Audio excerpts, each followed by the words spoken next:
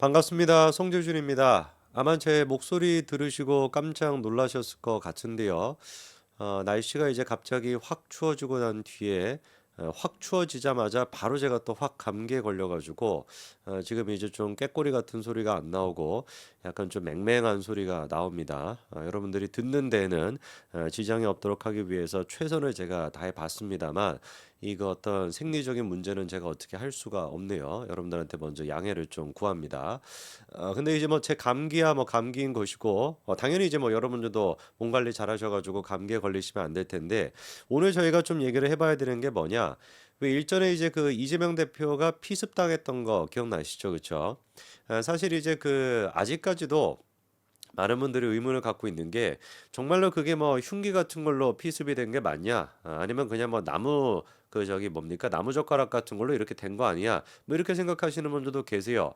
그도 그럴 것이 뭐 흉기를 가지고 뭐 이렇게나 이 무서운 그걸로 이렇게 피습을 당했다라고 한다면 멀쩡히 저렇게 돌아다닐 수도 없을 것 같고 그리고 또 헛소리도 하지 못할 것 같은데 너무 멀쩡히 돌아다니고 헛소리도 너무 멀쩡하게 하다 보니까 이게 우리가 좀 의심이 됐던 거 아닙니까? 그것뿐만 아니라 이제 그 사건에 대해 가지고 민주당이 대처했던 방식을 보더라도 그런 의심을 안 할래야 안 할 수가 없었어요. 마치 진짜 기다렸다라는 듯이 진짜 이재명이가 피습당하기를 기다렸다라는 듯이 바로 얘기가 나왔던 게 뭐였습니까? 야당 대표에 대한 탄압이다. 그리고 또 그거를 희한하게 또 검찰과 공수처에 대한 그리고 또 심지어 경찰에 대한 압박 용도까지도 썼었죠. 그때 나왔던 얘기가 뭐였어요? 현장을 왜 이거를 청소를 하냐? 이거 왜 물 청소를 하냐? 이거야말로 증거를 인멸하는 거 아니냐? 이렇게 민주당이 개떡 같은 소리를 하지 않았습니까? 아니 살다 살다가 제가 진짜 기가 막힌 얘기를 뭐 민주당한테 한두 번 들은 건 아니지만 예를 들어 가지고 무슨 뭐 사고가 났다. 그러면 뭐 현장을 갖다 그 가만히 방치를 해 놓습니까? 10일이 됐거나 20일이 됐거나 방치를 해 놔요? 우리 뭐 이재명 대표는 뭐 예수 그리스도라 가지고 그거 뭐 다시 막 부활하고 막 이럽니까 그 현장에서 아니잖아요. 당연히 일단 필요한 증거나 이런 것들을 확보를 했으면은 시민들이 거기 왔다 갔다 하는 장소인데 그거를 그렇게 놔둘 수는 없는 것이고 당연히 청소하고 닦는 게 맞단 말이에요. 그런데 경찰이 무슨 뭐 물 청소를 했다라고 이것이야말로 증거 인멸이다. 그 무슨 뭐 발광을 일으켜 가지고 이것도 뭐 특검해야 된다라고 막 발작을 일으켰었는데 지금도 아직도 제 머릿속에 생생하네요.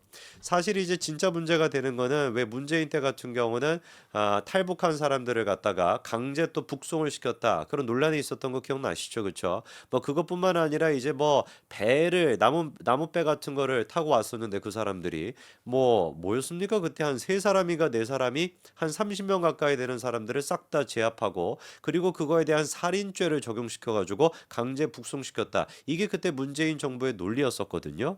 저는 이게 아직도 이해가 잘 안 됩니다. 그때도 물론 이제 그 자국 같은 거를 지웠다. 이제 국정원이나 이런 데서 뭐 이거 했었을 때 이런 게 흔적 같은 게 이미 다 지워져 있다. 그래서 조사도 시작하기 전에 흔적이 사라져 있었다. 이래 버리면은 그것이야말로 증거 인멸이 될 수가 있는 것인데 필요한 증거는 전부 다 확보한 상태에서 그거를 현장을 지우는 거. 그게 어떻게 증거 인멸이 되겠습니까? 오늘 제가 그런데 추가적으로 말씀을 드리고 싶은 게 뭐냐? 그때 당시 피습을 했던 사람, 그 사람에 대해 가지고 형이 지금 이제 나왔습니다. 그래서 이제 재판이 지금 진행 중인데 그 재판이 과연 어떻게 지금 되고 있는지. 근데 그 판결을 조금 보고 있으면은 뭔가 좀 납득이 잘 안 되는 부분이 있단 말이에요.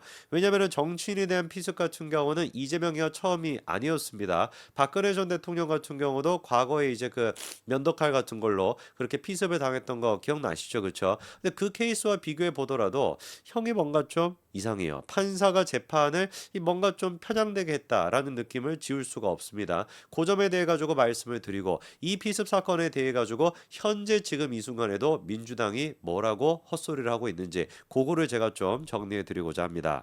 자, 우선 일단 이 피습을 했던 습격범 같은 경우는 검찰 쪽에서 구형을 징역 20년을 선고를 했었습니다. 다만 이제 그 법원 같은 경우는 징역 20년을 선고하지는 않고요. 징역 15년을 선고했습니다. 그러면서 했던 얘기가 대의민주주의를 파괴했다라는 건데 뭐 이까지는 우리가 충분히 받아들일 수가 있죠.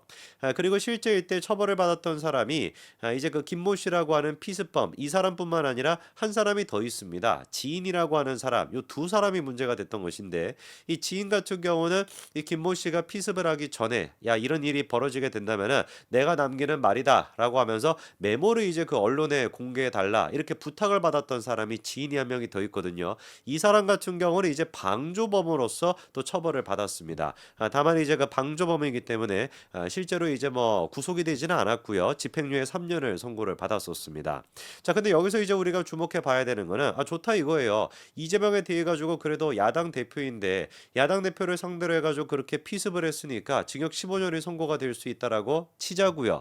근데 여기서 좀 질문이 드는 게 뭐냐? 과거에 비슷한 정치인들에 대한 이런 행위에 대해서 처벌의 강도가 이재명의 케이스는 너무 셌다라는 겁니다. 예를 들어서 박근혜 전 대통령의 피습범 같은 경우는 그때 이제 징역 10년이 선고가 됐었고요. 그리고 또 리퍼트 주한대사 기억나시죠? 그렇죠? 리퍼트 주한대사 같은 경우는 12년이 선고가 됐습니다. 근데 이번에 이재명 같은 경우는 15년이 선고가 됐단 말이에요. 박근혜 전 대통령 같은 경우는 10년이 선고가 됐는데 왜 도대체 이재명 같은 경우는 15년이 선고가 됐을까? 정치적인 어떤 비중 민주주의를 파괴했다라고 하는 부분 어떤 부분을 생각해 보든지 간에 박근혜 전 대통령의 케이스가 이재명보다 더하면 더했지 덜하지는 않는데 왜 도대체 징역이 이재명의 케이스는 5년이나 더 나았을까? 일단 적용이 됐던 범죄 혐의 같은 경우도 차이가 좀 있습니다. 박근혜 전 대통령 같은 경우는 상해죄만 적용이 됐었고요. 리퍼트 주한대사 같은 경우는 살인미수가 적용이 됐습니다.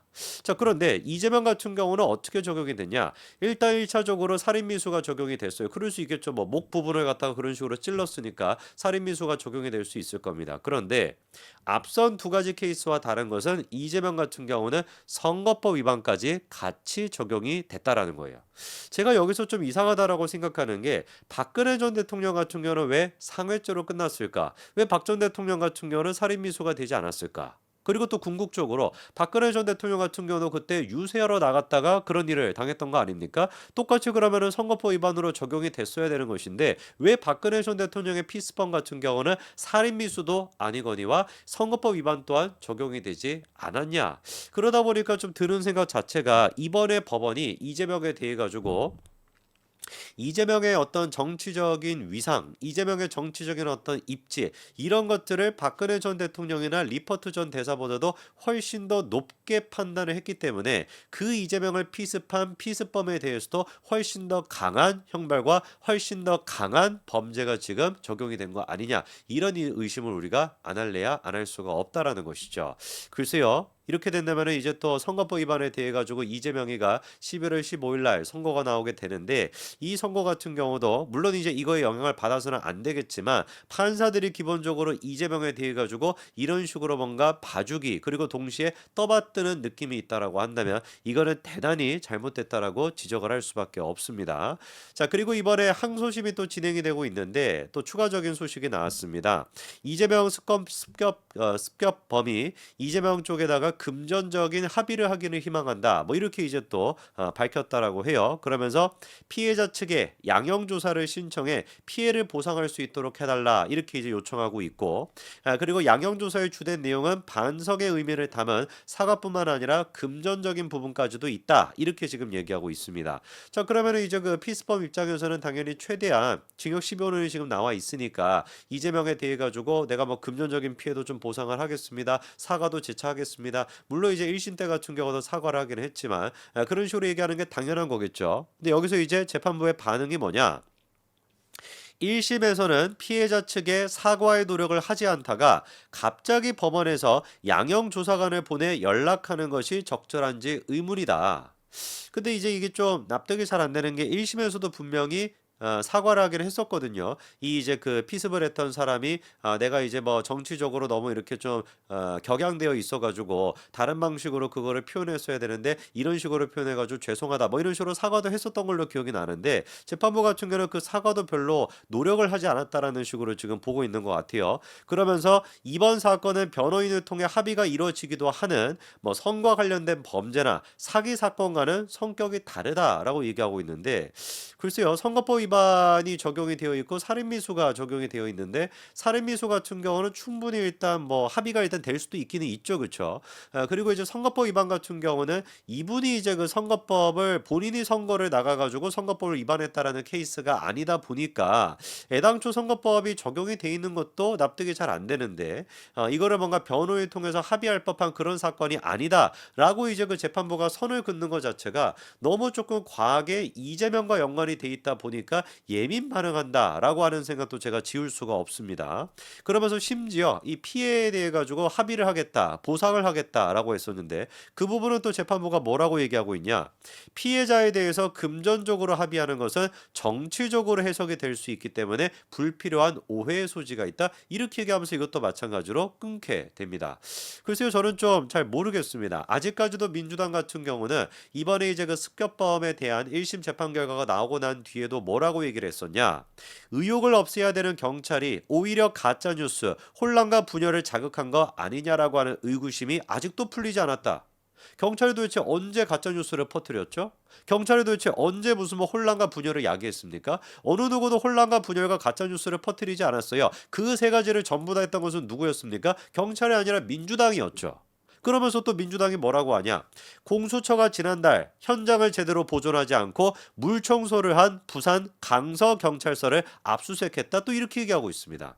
아니 이러니까 이게 지금 물 청소를 했다라고 이거를 가지고 난리를 치고 있고 공수처를 가지고 난리를 치고 아니 그러면 민주당이 도대체 믿을 수가 있는 수사기관이 뭐가 있습니까? 경찰도 문제가 있어. 검찰도 문제가 있어. 공수처도 문제가 있어. 그럼 어디를 믿어야 되는데요?